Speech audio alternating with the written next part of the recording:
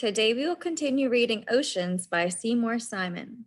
We'll be reading about tides, which are the rising and falling water levels of the ocean.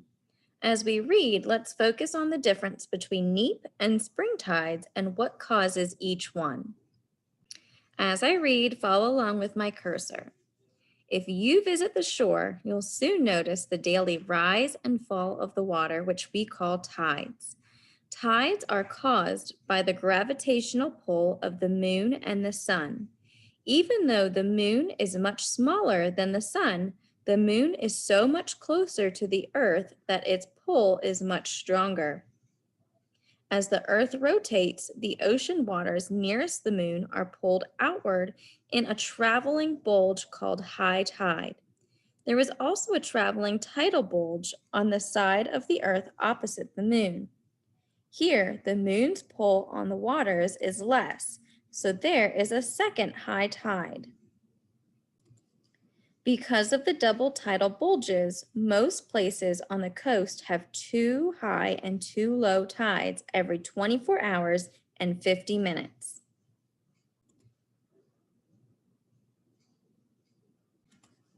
Twice a month, when the sun and the moon are lined up with the earth, their gravitational pulls combine and produce the biggest tides called spring tides.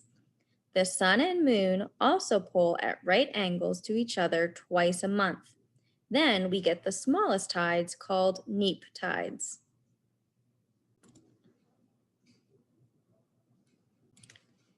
Even in places close together, tides do not always occur at the same time or have the same size.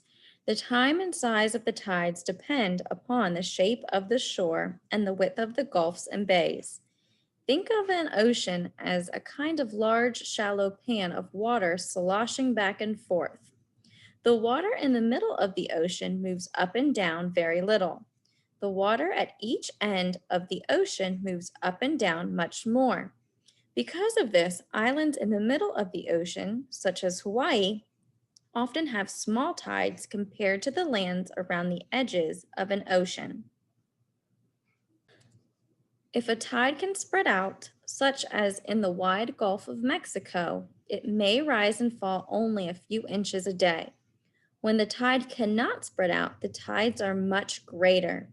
The photos show an inlet in the narrow Bay of Fundy in Nova Scotia, where high tide may be 50 feet higher than low tide. The waves, commonly called tidal waves, really have no connection with the daily tides.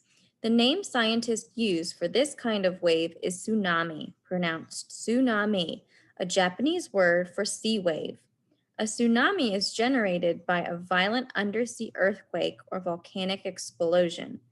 The shock forms a wave that can move across an ocean at 500 miles per hour, as fast as a jet plane. In the open ocean, a tsunami is only 2 or 3 feet high and hardly noticeable.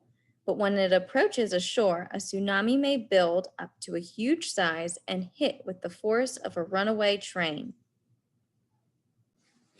On December 26, 2004, a tsunami battered the island of Sumatra in Indonesia.